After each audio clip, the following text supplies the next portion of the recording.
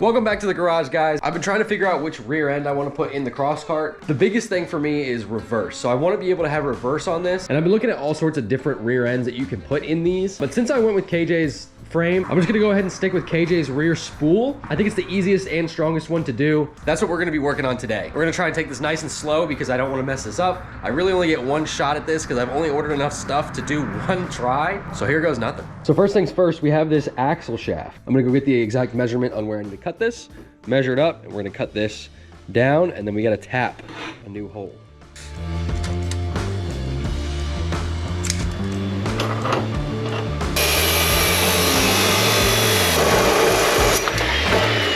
All right, so I'm not gonna lie, getting this straight was kind of a pain. I sat there and calibrated that saw for probably like 30 minutes. Now that we have a straight piece of what's going to be our axle, we have to match this side. So this side has a hole that we're gonna put some threads in with our tap and die set. We need to do the same on this side. We have to get this perfectly centered. There's a couple ways you can do it. You can use math, you can measure it.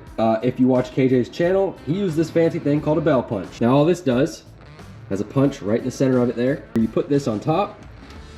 Once it rests, you make sure it's level, it finds center, and you just give it a quick smack with the hammer. And then I'll put a mark directly in the center of this that we can drill out and tap. All we do is give this a good whack. Oh yeah, look at that. Heck yeah.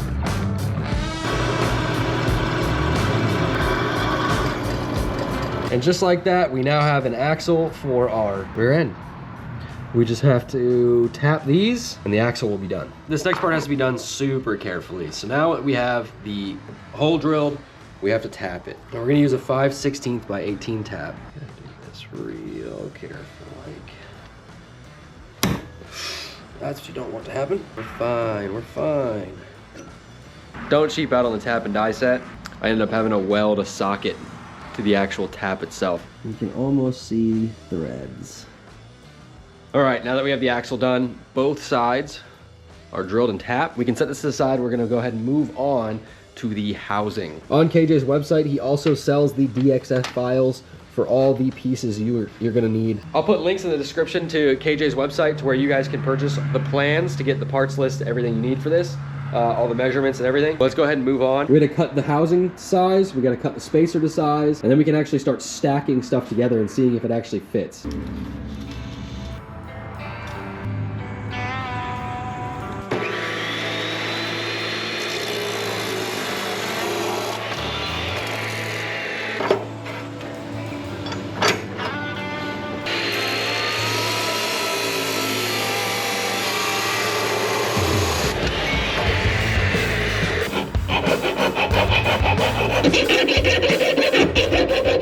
So we got everything for the housing cut. I think I need to go throw this in the freezer for a little while just to get it to kind of fit in a little better. It is a very snug fit. This has to be pressed in. We have the shop press to be able to press it in. I want this to fit in just a little better than that.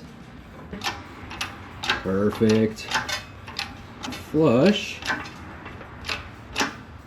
Now we gotta find a way to get this pushed down the rest of the way. Well, I didn't think about this part.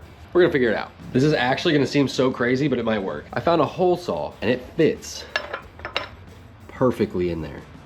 So now we just need to press it to that tape line. Look at that, it fits right in, so it shouldn't get stuck. I'm hoping it doesn't get stuck, but I cannot believe that I found this. We're gonna go ahead and put this on, and we're gonna see if it presses. If this isn't the definition of make do with what you have, I don't know what is. Unbelievable, I cannot believe this is working. Yep. Look at that. And there we go. That worked out better than I could hope.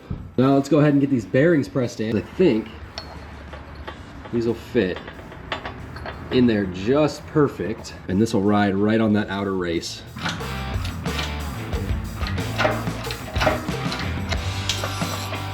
And that is an almost finished rear carrier. All we need to do is to see if we can get this in. Oh yeah.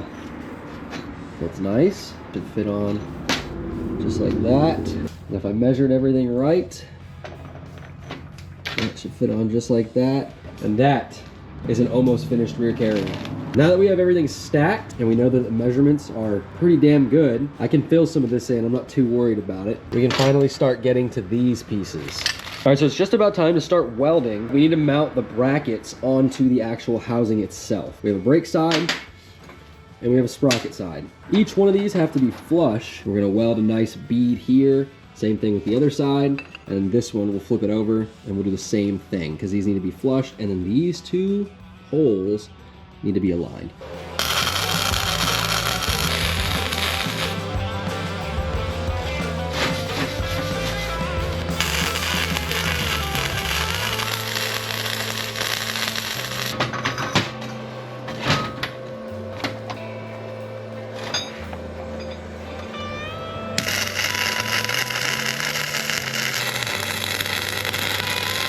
All right, so now these end plates, we gotta countersink this center hole right here. So we're gonna go ahead and do that real quick. And this right here is exactly what we want. We wanna be able to put this bolt in and it'd be nice and flush. Now that we got two of them countersunk, we're gonna go ahead and bolt the sprocket side.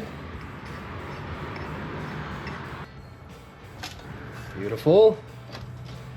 Now before we bolt up the brake side end plate, I'm gonna go ahead and mark these holes. We're actually gonna drill into the hub itself. We're gonna weld, we're gonna put the screw in here, we're gonna drill these holes, weld them. I'm gonna take this screw out, and then once this is welded, we're gonna put a nice bead of weld on the inside of this as well. And get a nice solid connection with this, because this is gonna be the sprocket side, and the sprocket side needs to be strong. Nice.